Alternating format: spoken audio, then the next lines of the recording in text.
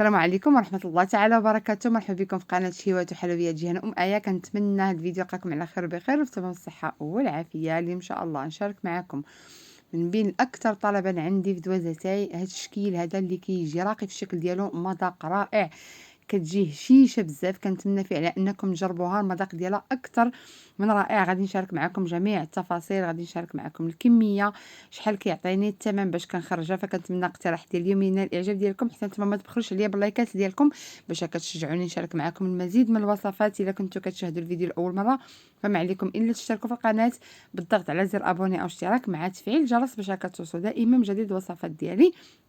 بلا ما نزيد نطول عليكم غادي نمر مباشره للمقادير وطريقه التحضير. اذا على بركه الله، في اناء كندير 250 غرام ديال الزبده مع قبصه ديال الملح ومع كاس ديال السكر كلاصي اولا السكر ثقيل. بالنسبه للزبده من الاحسن ديروا البواطه، بغيتو ديروا مارغرين كيبقى لكم كامل الاختيار. انا كندير ديال البواطه وكنزيد واحد 2 معالق ديال الزبده سبيسيال باش كتعطيني واحد المذاق رائع لهاد الحلوه. هي كتبقى اختياريه وممكن الحلوه كامله ديروها بالزبده سبيسيال، كيبقى داكشي على حسب الامكانيه ديالكم وعلى حسب شنو دايرين مع الكليان. كنخدم هاد المكونات مزيان مع بعضياتهم وكنضيف كاس ديال الزيت ونعاود نخدم عاوتاني هاد المكونات حتى كيداخلوا مع بعضياتهم. وغادي نضيف 2 ديال البيضات اولا بيضتين ونعاود نخلط. طبيعة الحال اللي بغات دير هنا العجانه اولا دير الطراب يدوي ممكن انها تخدم بهاد المكونات هادو. غادي نضيف واحد المكون اللي كيعطي واحد المذاق رائع حتى اللون رائع لهاد الحلوه. كندير 2 فلون ديال الكراميل، غير هذا ديال درهم ونص، وهو كيبقى اختياري، ممكن تستغناو عليه، ممكن ديروا النكهه ديال الكراميل اولا ممكن تكتفيو بالنكهه ديال الفاني. داكشي كيبقى على حسب الرغبه ديالكم. يعني انا كنديرو كاضافه كيعطي واحد المذاق رائع لهاد الحلوه وحتى اللون ديالها كيجي محمر زوين. وبالنسبه للفاني كندير اما الفاني ولا الناطا اولا ديروا البسكوي.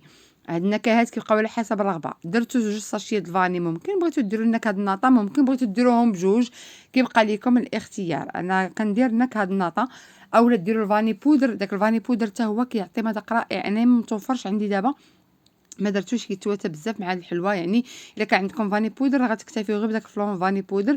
وكنعاود عاوتاني نخلط هاد المكونات وكنضيف السر ديال هاد الحلوه باش كتجينا هشيشه، وهي بكيه ديال النشا. البكيه وقيله كنظن فيها شي 110 غرام كنظن ديال النشا. ممكن تضيفوا كاس ديال العنبه النشا، الا كانت عندكم نشا ديال العبار ديروا كاس ديال العنبه كعامر من نشا.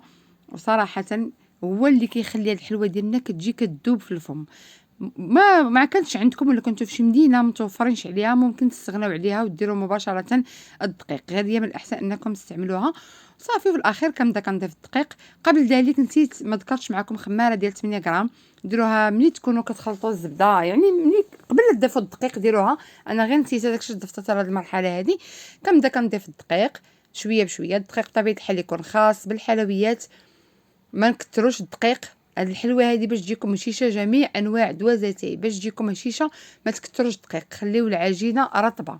كنبقى كنضيف شويه بشويه حتى كتبان لي العجينه صافي غير بدات كتجمع. كنحبس باش ما تجيكمش العجينه ديالكم ناشفه اولا ما تجيشكمش كتفرتت. بالنسبه للخمارات درتي خماره وحده لانني هاد الحلوه ما باغاهاش انا تشقق، لان غادي نديرها في الشكلاط فما محتاجاش انها تشقق. كندير ديك خماره وحده باش كتعطينا ديك الترميله اولا ديك الشوشيه في الحلوه. من بعد ما جمعت العجين كنحطها جانبا، كناخذ واحد الكميه ديال اللوز اللي كنحمرها بقشورها. هاد اللوز هذا يعني كيعطي واحد المذاق رائع الحلوه. ممكن تستغناو عليه الا ما كانش عندكم امكانيات انكم ديروه، ولكن ملي كيجي الصراحه واعر فيها. اللوز حمرته بقشور وبكلشي وكنبقى كنهز كويره تقريبا ديال 10 حتى ل 12 غرام.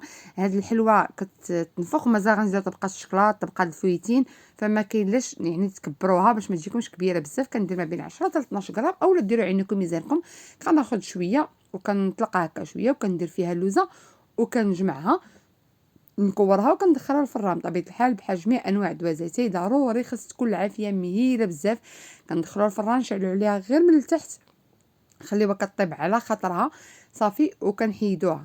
بالنسبه للوزه البنات يعني ما كتحمروش بزاف، ولكن ما تخليوش عاوتاني لاوي، هو باقي غيطيب شويه في الفران. غير هو تحاولوا طيبوه ما تحرقوش، لان الا تحمر بزاف وعاود طاب غادي يجيكم بحال شويه محروق. المهم كنحمروا حتى كيولي مقرمش ما كيبقاش لاوي. صافي مباشره كنديروا. بغيتو ديروا اللوز مقلي ممكن انكم تسلقوه وتفسخوه وتقليوه عاد ديروا. انا بالنسبه لي كنفضلوا بحال هكا كيجي صراحه زوين.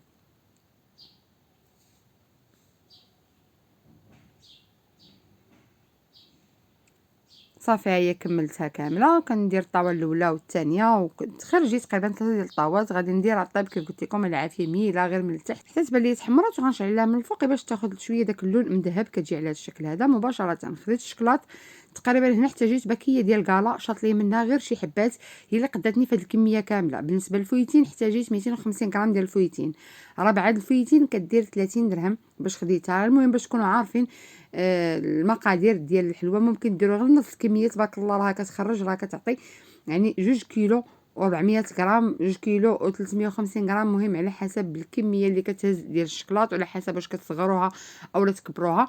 كنبقى نهز كل وحده كنغطسها في داك الشكلاط ابيض وكنديروا في الفويتين. هنا ممكن ديروا البصله، ممكن ديروا الكوك في عوض الفويتين الا ما لقيتوش اولا ما توفرتوش عليه.